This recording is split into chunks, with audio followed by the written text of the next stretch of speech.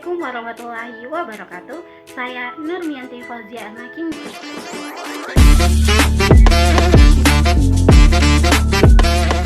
dengan NIM 12540100157. Di sini saya akan menjelaskan dua materi sejarah. Yang pertama ada dinasti Aghlabiyah yang membangun peradaban di Afrika Utara, dan yang kedua adalah imperialisme Barat dan kebangkitan dunia Islam di abad ke-19 sampai 20. Kita akan melihat bagaimana umat Islam itu bisa menghadapi tantangan, kemudian jatuh dan bangkit kembali. Langsung aja ke pembahasannya. Nah, pembahasan yang pertama yaitu dinasti Aghlabiyah. Dinasti Aghlabiyah itu kerajaan yang baru berdiri di Afrika yang sekarang kita kenal dengan nama Tunisia dan sekitarnya. Nah, dinasti ini berdiri pada tahun 800 Masehi sampai dengan 909 Masehi. Dinasti Aghlabiyah ini memerintah secara mandiri, tapi tetap mengakui kekhalifan Abbasiyah. Nah, kok bisa? Ya, karena Khalifah Abbasiyah yaitu Harun al-Rashid yang memberikan mandat kepada Ibrahim bin Aghlaba untuk memimpin dinasti Aghlabiyah.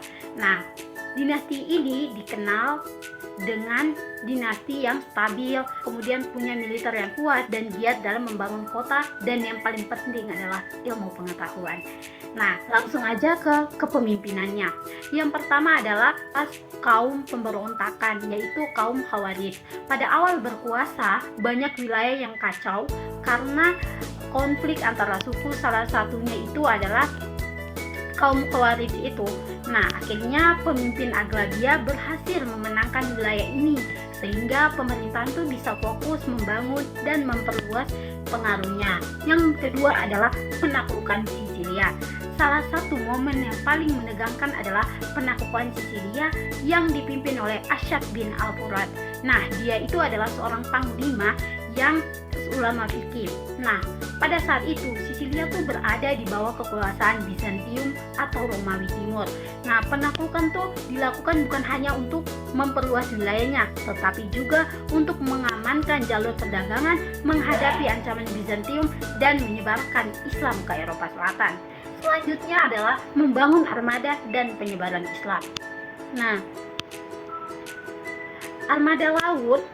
membangun armada laut yang tangguh. Armada ini melindungi perdagangan, menghadapi Bizantium, dan menyebarkan pengaruh Islam ke pesisir Afrika Utara dan Italia Selatan.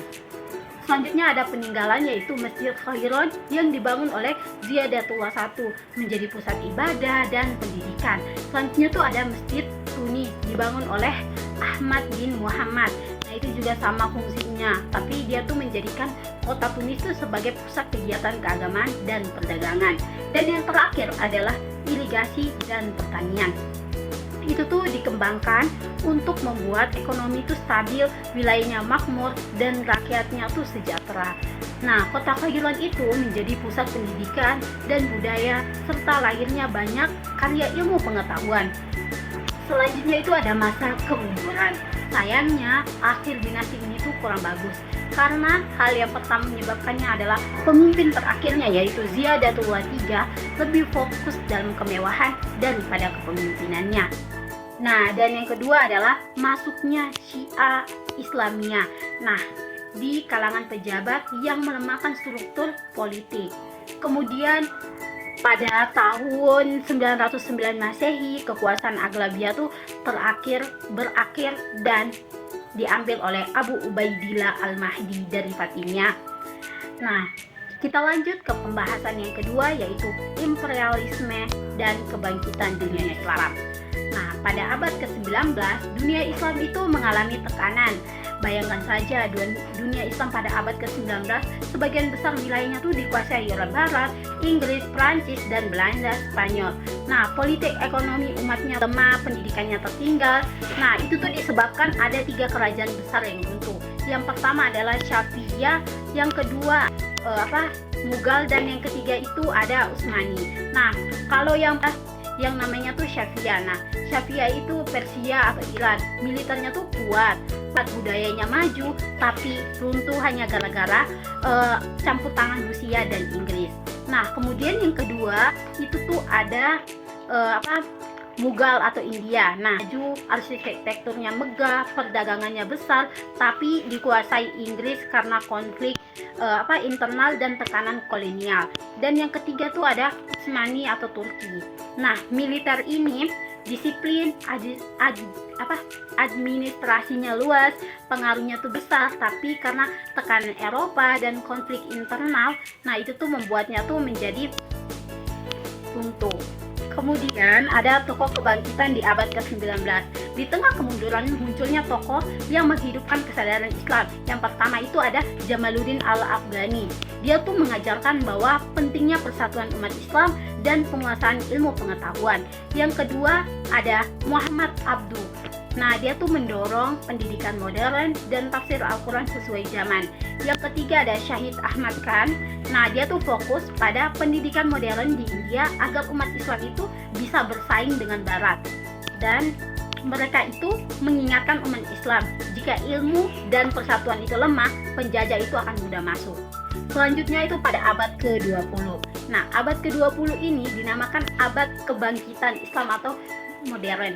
Nah, di abad ini kebangkitan Islam itu semakin besar dan semakin nyata.